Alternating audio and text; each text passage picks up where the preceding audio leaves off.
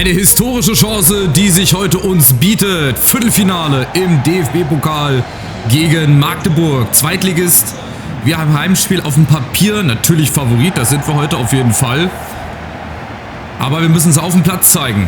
Und wie gesagt, die Chance, die war noch nie größer. Heute ins Halbfinale des DFB-Pokals einzuziehen. Dann hätten wir noch ein einziges Spiel auf dem Weg Richtung Berlin. Deswegen, wir gehen rein mit zwei Veränderungen, glaube ich. Einmal Castanaras, der von Anfang an spielt, und Rogov.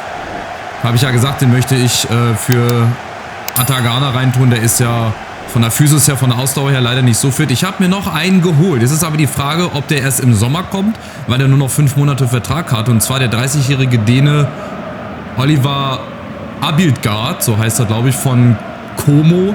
Ich hoffe, ich habe den für den Winter verpflichtet. Wenn nicht, dann war das natürlich ein Fail von mir. Weil ich habe den noch nicht im Kader gesehen. Deswegen war ich da so ein bisschen verwundert. Ich habe leider die Befürchtung, dass er erst im Sommer kommt, wenn es dann eh vorbei ist. Aber das wäre nochmal eine Option gewesen. Aber die erste Option ist hier Castanaras. Und der macht die Führung. 6. Minute. Traumstart.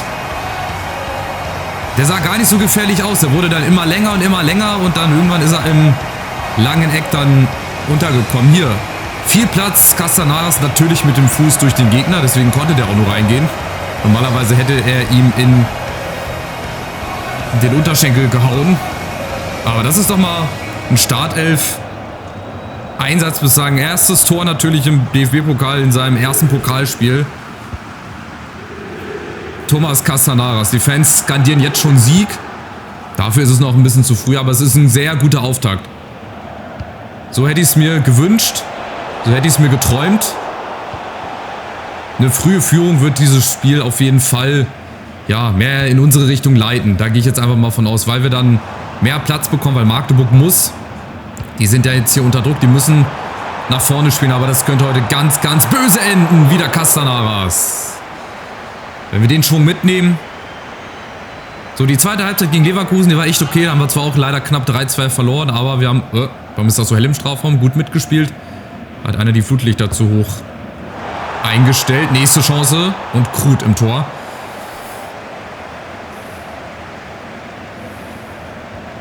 Ja, und ich hoffe halt echt, dass wir den noch bekommen haben, weil der war echt gut. Der hat eine 74 auch. Das wäre eine super Alternative nochmal für Atagana. Wenn der halt immer nur 60 Minuten spielen kann, dann würde ich den auch öfter mal spielen lassen, den Dänen. Ist halt Linksfuß, ist 1,92 groß und hat gute Werte bei Ruhe, bei Stellungsspiel, bei Aggressivität. Also quasi so ein klassischer Abräumer, möchte ich einfach mal sagen. Der große Hühne, der auf jeden Fall dann ein paar Kopfballduelle gewinnen würde, wenn er denn schon im Winter zu uns kommt. Und nicht erst im Sommer, weil dann ist eh vorbei.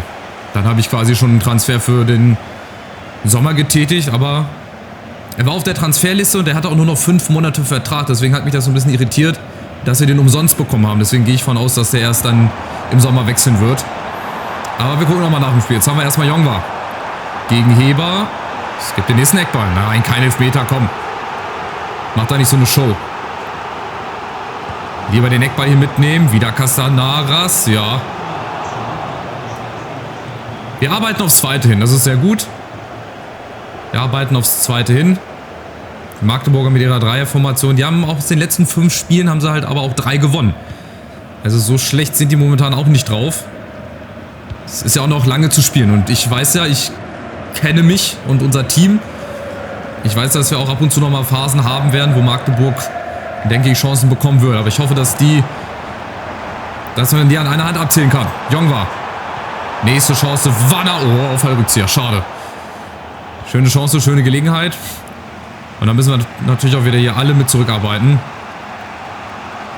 Einen großen Traum, den wir haben, ins Halbfinale. Und dann ist auch alles möglich. Und dann ist auch egal, ob wir dann in Dortmund oder in Leipzig oder in Leverkusen spielen. Ein Spiel im Pokal. Wir wollen ja nur mal den guten oder den besseren Tag zu erwischen. So wie heute. Doppelpack von Thomas Castanaras. Ja, der Druck vom VfB. Ich habe nämlich eine drohende E-Mail bekommen, dass sie nicht so zufrieden sind mit seiner Spielzeit. Das kann ich auch verstehen. Und deswegen ist das ganz wichtig, dass er heute mal von Beginn an gespielt hat und dass er gleich doppelt trifft. Ja, das zeigt auch, wie wichtig es ist, auch solche Optionen zu haben. Wenn mal Alvaro außer Form ist oder nicht fit ist oder Nacho Ferri, dann haben wir jetzt immer noch mal einen Thomas Castanaras, auch dann für die Europa League, je nachdem, für diese Spiele, für die englischen Wochen generell. Also jeder Mann wird wichtig sein.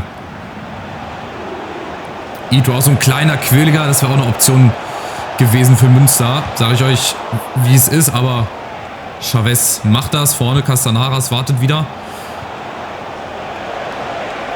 Magdeburg kommt. Chavez gegen Ito. Ja, nächsten Zweikampf gewonnen. Man merkt halt, dass Magdeburg Zweitligist ist. Ne? So wie sie spielen, so wie sie verteidigen, teilweise sehr, sehr luftig.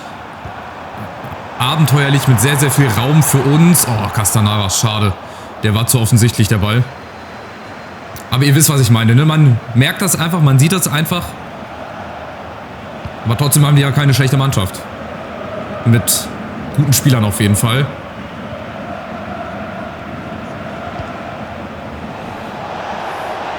Und wir brauchen ja auch nur einmal diesen Durchbruch hier erlangen, aber momentan bekommen wir die ganz gut verteidigt. Nächste Chance, Listesch, wieder Castanaras gegen Heber. Der weiß nicht, wo vorne und hinten ist. Der grätscht vergebens. Castanaras als Vorlagengeber für Listesch. 3-0. Und das Ding scheint vor der Pause schon entschieden zu sein.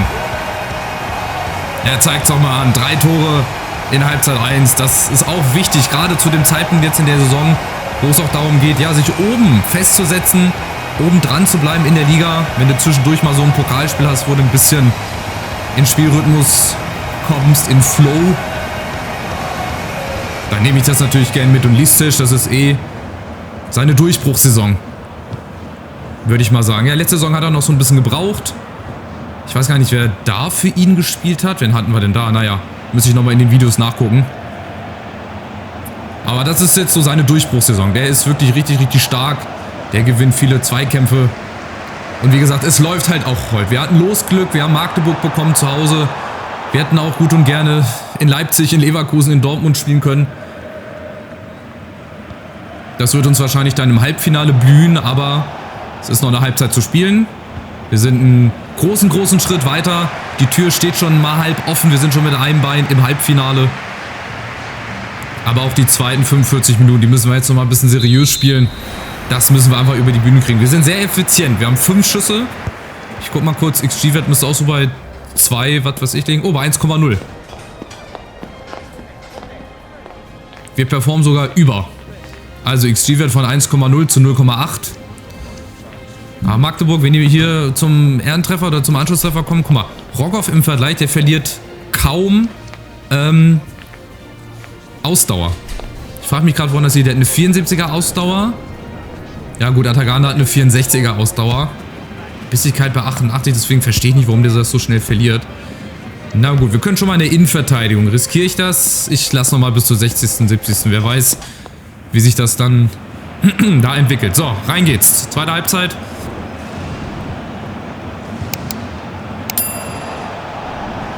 Die Uhr läuft für uns. Auf dem Weg ins Halbfinale. Aber Achtung, Magdeburg kommt. Auch wenn der jetzt nicht so gefährlich war, aber vom Prinzip her, ne?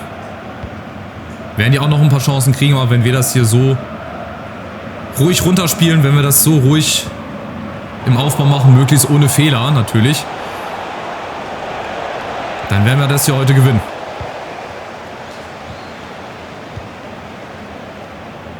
So, Wagner und Jongwa, die beiden auf links. Super Duo, Jongwa. Allein gegen alle oben, jetzt auf Wanner. Schön gespielt und rein damit zum 4:0. Oh, weia. Bisschen verzogen. Hätte er den auf dem linken Fuß gehabt, hätte er den, glaube ich, gemacht. Aber mit rechts ist er ein bisschen in Rücklage gekommen. Aus vollem Lauf.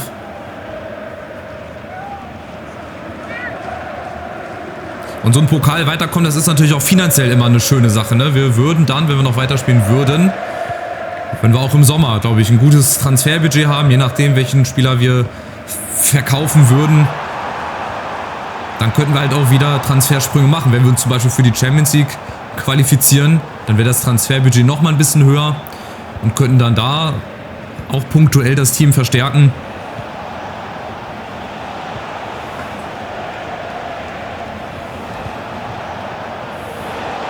Magdeburg ist wieder da über Ito. klein, quirlig, umtriebig, aber wenn er halt vorne niemanden hat, bist du auch irgendwie die ärmste Sau da auf dem Flügel. Da kannst du nichts machen. Du kannst dich da noch so viel fest dribbeln. So, Remberg hier. Den Weg durfte er immer machen. So, nächste Chance Remberg. Castanaras, ist er schneller als Hugonet? Ja, das ist er. Huti kommt auch nicht hinterher. Den hält er sich leider nicht vom Leib. Schade. Ich dachte, da stellt er nochmal seinen Körper dazwischen. So war dem leider nicht. Aber das Spiel ist jetzt so ein bisschen verflacht. Wir haben 2-3 Gänge rausgenommen. Wir lassen jetzt Magdeburg so ein bisschen spielen.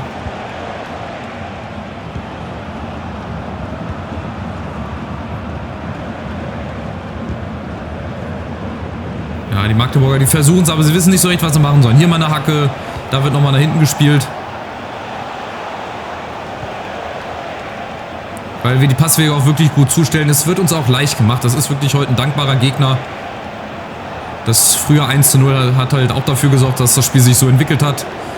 Von daher sind wir froh. Da oben gibt es Freischuss. Das heißt, wir können jetzt auch nochmal ein bisschen durchwechseln. Die Innenverteidigung zum Beispiel. Nein, Innenverteidigung. Kulis und Ishii. Dann kommt hier Hekimoglu rein. Vorne Ferry. Ist halt auch geil, wenn wir so wechseln können. Das ist ja wenig Qualitätverlust. Gut, von der Gesamtstärke her schon. Aber die drei, beziehungsweise hier Kulis nicht mehr, aber die beiden, die würden sich halt auch noch weiter entwickeln. Die würden auch noch eine höhere Gesamtstärke bekommen. Gehe ich fest von aus. Ja, aber das wäre dann halt in 3-4 Saisons vielleicht soweit. Nicht jetzt, wo wir es gebrauchen würden. So, Nacho Ferry, erste Aktion von ihm. Schöner Ball auf den nächsten neuen. Grodowski. Frei auf den Keeper. Grodowski. 4-0. Und das ist auch immer eine Bank eigentlich. Grodowski, der ist seit Beginn an mit dabei, der hat den Aufstieg mitgemacht, der hat die Relegation mitgemacht, der macht jetzt gerade die Europa League mit, der trifft auch immer gut für seine Verhältnisse, spielt halt auch nicht mehr so oft. Aber wenn er spielt, der liefert immer. Der ist schnell, macht seine Tore. Ja, und auch für ihn ist das natürlich heute ein dankbarer Gegner. Also, ich halte schon mal fest, wir werden ins Halbfinale einziehen. Das wird reichen. Wir haben noch 20 Minuten. Das Ding, glaube ich, gehen wir nicht mehr aus der Hand. Dazu sind wir halt heute einfach zu souverän. Und Magdeburg ist halt auch nicht so stark und stellt uns Gott sei Dank nicht vor so große Probleme. Es passt halt heute einfach alles zusammen. So, ich glaube, das ist ganz gut beschrieben. Das wird in den nächsten Spielen wieder ein bisschen anders sein, wenn die Gegner da auch ein bisschen stärker werden. Ja, wir haben dann unter anderem auch, glaube ich, den VfB, wir haben Leipzig im Rückspiel, wir haben die Bayern, glaube ich, auch im Rückspiel. Also da werden noch ein paar andere Kaliber auf uns zurollen. Nächste Chance, Grodowski.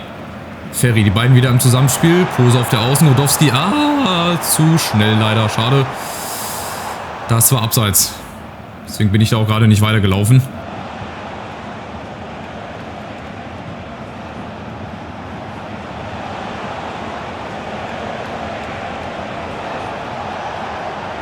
So, das beschreibt eigentlich das Spiel der Magdeburger ganz gut.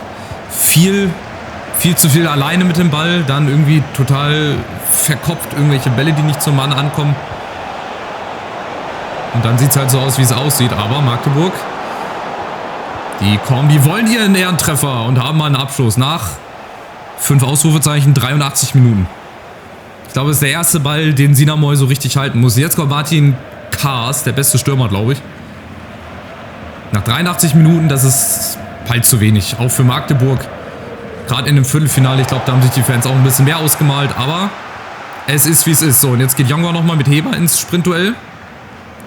Wer ist schneller? Ich würde mal vermuten, Jongwa. Oh ja, oh ja, oh ja, oh ja. Der nimmt ihm ganz schön viele Meter ab. Und jetzt, Jongwa macht er alleine. Ganz cool, ganz souverän. High Five. Die Diva, da fällt sie hin. Der Mann mit der Nummer 5 macht das 5:0. Wahrscheinlich 5 Minuten vor Schluss. Hier, so viel Platz haben wir halt auch nie in der Bundesliga. Ne? Und da macht den Jongwa ganz überlegt. Also, noch deutlicher. 5:0 von Jongwa in Minute 86. Also 5 Minuten vor Schluss ungefähr. Mit ein bisschen Nachspielzeit. Wird es jetzt also noch deutlicher. Magdeburg, der willkommene Gegner. Als wir auf die Auslosung geguckt haben, habe ich mir so einen Spielverlauf, ehrlich gesagt, gewünscht. Dass das so deutlich dann wird, hätte ich jetzt auch nicht gedacht, aber es ist schön. Und das zeigt halt einfach auch, dass wir eine gute Qualität schon haben. Dass wir auf dem Weg sind zur Spitze, dass das aber noch ein bisschen braucht. Und Magdeburg hat jetzt wahrscheinlich die letzte Aktion in dem Spiel. Ja, gibt auch nur 60 Sekunden obendrauf. Ball geklärt. Also ein ganz, ganz nie gefährdeter 5:0 Viertelfinalsieg gegen Magdeburg. Wir haben noch ein einziges Spiel. Im besten Fall. Und dann mit ein bisschen Glück, mit viel Effizienz, mit viel Selbstvertrauen, Selbstbewusstsein, dann stehen wir im Finale in der letzten Saison hier mit Preußen Münster. Das wäre doch ein schöner Abschluss. Und hier sehen wir die anderen Ergebnisse. Gladbach gewinnt 3:0 nach Elfmeterschießen gegen Freiburg. Leverkusen kommt weiter in Hoffenheim. Dortmund gewinnt auch nach Elfmeterschießen in Leipzig. Und wir gewinnen 5:0 gegen Magdeburg. Fällt euch was auf? Die letzten 4 Teams sind alles Teams aus dem Westen. Alle aus Nordrhein-Westfalen. Ich weiß nicht, wie weit Münster von Dortmund, Leverkusen und Gladbach entfernt ist, aber auf jeden Fall Gladbach, Leverkusen, Dortmund. Das ist ein Umkreis von, lass mich schätzen und raten, ohne auf Google Maps zu gucken, von 50 bis 100 Kilometer, 150 höchstens, glaube ich. Ich glaube nicht, dass das viel weiter ist. Also, Nordrhein-Westfalen macht. Ich danke mir auch. Ich weiß gar nicht, warum ich jetzt hier... Ich war noch nie bei einem Interview. Ich bin jetzt zum allerersten Mal bei einem Interview. Ich bin sonst sehr scheu. Ich werde das jetzt aber hier so schnell wie es geht abbrechen. Leistung von Jongwa feiern, natürlich. Vielen Dank. Vielen Dank. Bitte keine weiteren Fragen. Ich habe übrigens vergessen, glaube ich, gerade Thumbnails zu machen. Das tut mir sehr, sehr leid. Naja, irgendwie werde ich das schon hinkriegen. Also, nächster Gegner in der Liga ist der VfB Stuttgart. Tja, da muss ich wohl aufs nächste Spiel hoffen. Das war nicht der richtige Gegner, ja. Aber gegen Leipzig und Bayern, da spielst du. Carrasco. Dann darfst du spielen. So, weiter geht's. Beim VfB Stuttgart, dann kommen auch irgendwann die Bayern, dann Leipzig. Ich glaube, das sind jetzt die 3 nächsten Gegner. Ja, mittendrin oben. Mal gucken, ob wir das gegen VfB auch bestätigt bekommen. Ja, letzten 5 Spiele so durchschnittlich. 2 Remis, 2 Siege, 1 Niederlage. Woltemade? Ich glaube nicht, dass sie so spielen. Ich glaube nicht, dass Nick Woltemade als linker ZOM spielt. Mio könnte ich mir vorstellen und auf Demirovic. Ja, gute Truppe. Gute Truppe auch nach wie vor. Ich glaube, gegen VfB haben wir auch knapp verloren in der Hinrunde. Ja, ich glaube in letzter Sekunde oder so. Oder auch in den letzten Minuten. Ja, Castanaras hat jetzt eigentlich das Momentum. Der müsste eigentlich auch von Anfang an spielen. Also wir haben eigentlich auch so ein Luxusproblem. So, ein paar haben schon gespielt. 35 Punkte, die können wir bekommen. Und werden dann 7. Hinterm VfL Wolfsburg. Leipzig muss noch spielen. Dortmund spielt natürlich noch. Frankfurt spielt noch. Also auch da sind wir auf einem richtig guten Weg. So, jetzt die Frage, gegen wen geht's? Im Pokal-Halbfinale. Wir gucken jetzt erstmal auf den Kalender. Also jetzt kommt Stuttgart, dann haben wir Bayern, dann Leipzig in einer Woche und dann Gladbach. Und Pokalgegner steht auch schon fest. Gladbach! Es ist Borussia Mönchengladbach und auch ein Heimspiel. Also Leverkusen-Dortmund schon etwas wie das vorweggenommene Finale. Und wir haben Heimspiel gegen Gladbach. Heimspiel habe ich mir gewünscht. Gegner wäre dann egal gewesen. Die Gladbacher sind es jetzt. Würde ich sagen, ist von diesen 3 Teams auch wieder auf dem Papier der leichteste Gegner. Aber halt auch nur auf dem Papier. So, das ist die Ausgangslage. Mehr will ich dazu gar nicht sagen. Wir genießen das Spiel, wenn es dann soweit ist.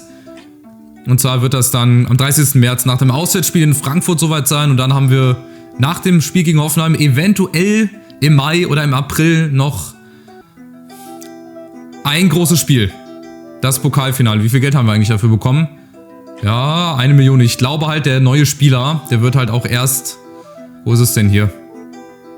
Habe ich schon die Bestätigung? Ich glaube noch nicht. Ich spule nochmal vor. Oder ist der schon bei uns in der Mannschaft? Ich glaube, der kommt erst zum Sommer.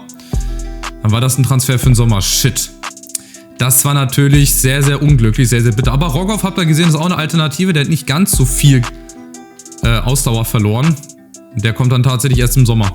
Tja, habe ich ein bisschen gefettfingert. Naja, also gegen VfB. Nächstes Spiel. Eine ähnliche Leistung. Würde auch 3 Punkte geben. Ich bin sehr, sehr gespannt. Macht's gut. Bis zum nächsten Spiel. Ciao, ciao.